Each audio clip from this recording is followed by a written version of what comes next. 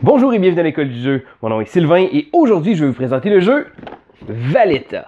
Premièrement, je tiens à remercier Asmodee Canada qui m'a gracieusement offert une copie du jeu pour que je vous la présente. Vous pouvez aller visiter leur site à asmodee-canada.com pour voir toutes les prochaines nouveautés. Revenons-en à Valletta. Premièrement, qu'est-ce que c'est Valletta? Ça se trouve être la capitale de l'île de Malta. Oui, c'est une île au sud de l'Italie qui a un résident ludique assez connu, du nom de Richard Ham, que la plupart d'entre vous connaissent sous le nom de Rado. Donc, c'est un jeu sur la capitale de l'île où Rado réside. Bon, c'est un petit fait cocasse. Revenons-en au jeu. Qu'est-ce que c'est? À voir le look, on peut tout de suite dire, je pense que ça va être un jeu euro. Le jeu a été fait par Stephen Dora, que plusieurs d'entre vous vont connaître à cause qu'il a fait aussi le jeu For Sale, qui se trouve être un petit jeu vraiment génial. Vous pouvez également voir ma critique sur la chaîne.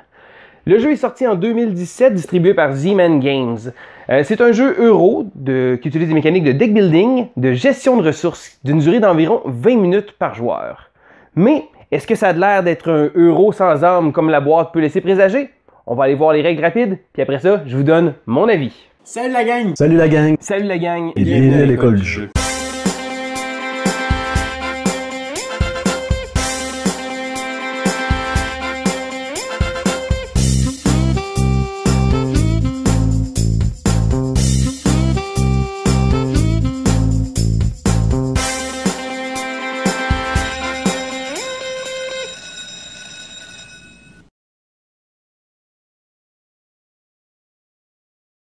La mise en place est faite pour une partie à 2 joueurs.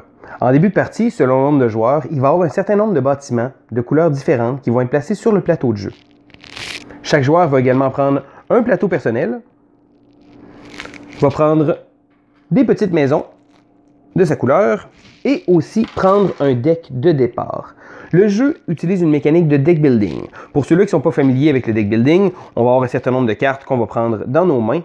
On va en jouer certaines et à la fin du tour, ce qu'on va faire, c'est qu'on va repiger pour avoir 5 cartes.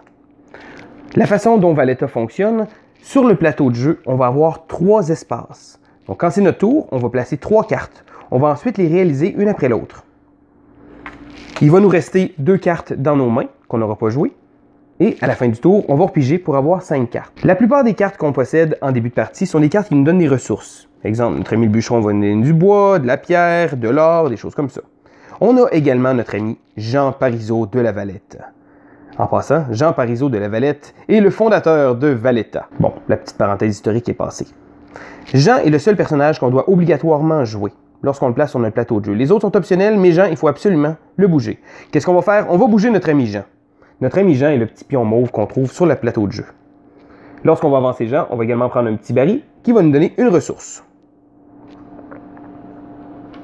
Jean va aussi servir à nous donner des points supplémentaires. Si on construit des bâtiments dans la même rue où que Jean est situé, exemple ici, on voit il y a différentes rues, une rue ici, une rue là, donc quand que Jean traverse, à ce moment-là, il va donner des points. Ça, c'est juste si on construit un bâtiment. Mais comment on construit, direz-vous? Il y a un des personnages qu'on a qui se trouve être le bâtisseur. Le bâtisseur va servir pour pouvoir construire ou améliorer un bâtiment. Comme tout bon deck builder, on veut essayer d'améliorer notre deck de cartes pour pouvoir avoir des cartes plus performantes. Ce qu'on va faire lorsqu'on va construire avec le bâtisseur, on va pouvoir construire sur une carte. Bon, chaque partie va être variée parce qu'on ne sait jamais exactement lesquels personnages qui vont sortir. Sur chaque carte de base, il y a une petite lettre. On va placer une petite carte ici comme ça, qui se trouve être la même lettre. Donc dans le placement initial, j'ai tout fait ça.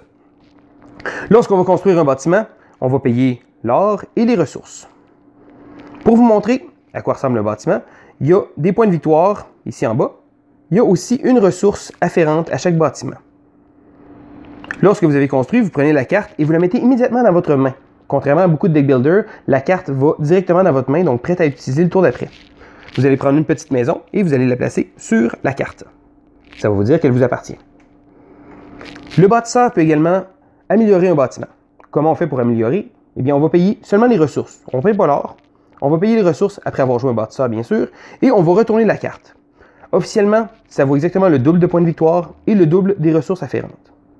Si vous me demandez c'est quoi ça, il y a certaines cartes qui vont dire pour chaque bâtiment de briques, récoltez une brique. Au courant de la partie, si vous prenez plusieurs bâtiments de ce type-là, vous allez en récupérer de plus en plus. Le jeu fait quelque chose d'intéressant aussi, parce que lorsque l'on joue Jean, notre ami Jean, Jean de la Vallette, il nous permet de pouvoir embaucher ou congédier un personnage. Ça veut dire que quand on va le jouer, si j'ai réussi à trouver un personnage qui me donne beaucoup de briques, je vais pouvoir mettre à la porte mon bricoleur. Je le mets dans une défausse spéciale. Sinon, je peux également embaucher un personnage. Je peux prendre n'importe quel personnage qui a été congédié par n'importe quel joueur. Donc même les cartes de départ des autres joueurs, il n'y a aucune limite au nombre de cartes qu'on peut avoir. En début de partie, il y a 4 bâtisseurs supplémentaires qui peuvent servir. On va pouvoir manipuler notre deck comme ça. Ça va nous permettre de pouvoir aller chercher les cartes qui sont vraiment utiles pour nous. Il faut savoir aussi que lorsque l'on construit un bâtiment, si jamais on a une petite maison de manière orthogonale, donc à gauche, à droite, en haut et en bas, vous avez une escompte de 1 $. Pas de ressources, seulement 1 $. Il y a les bâtiments verts qui vont donner des ressources. Exemple, le maçon ici va nous donner pour chacun de vos icônes briques, prenez une brique. Des choses comme ça. Les cartes jaunes vont souvent être des cartes de points de victoire. Ça va être des cartes, exemple, comme l'architecte Francesco Laparelli va nous faire dépenser des ressources pour pouvoir obtenir des points de victoire. Les cartes bleues sont souvent des cartes qui sont assez variées, qui nous permettent de pouvoir soit convertir des ressources. Donc, exemple ici, je prends le marchand qui nous dit dépenser 1 $ pour prendre un bois, une pierre et une brique. Ça offre une bonne variété et comme chaque partie a un nombre fixe de cartes de chaque couleur, ça permet de faire en sorte que le jeu est assez bien balancé sur ce point-là. Et la partie se termine lorsque une des conditions suivantes arrive. Si Jean arrive au bout de la rue, à ce moment-là, la partie va se terminer. Si un des joueurs se rend jusqu'à 25 points, la partie va être terminée. Mais bien franchement, la condition de fin de partie qui m'est arrivée à chaque fois que j'ai joué, c'est si un joueur n'a plus de petite maison. Qu'est-ce qui se passe? Bon, il y a beaucoup de jeux, lorsque on amène la fin de la partie, chaque joueur va jouer une fois, puis après ça, la partie va se terminer. Valletta fait quelque chose de très différent. Lorsqu'un joueur active une des conditions de fin de partie, que ce soit bouger Jean, arriver à la fin des trames de score, ou ne plus avoir de maison, tous les joueurs vont prendre leur défausse et la mélanger à leur deck.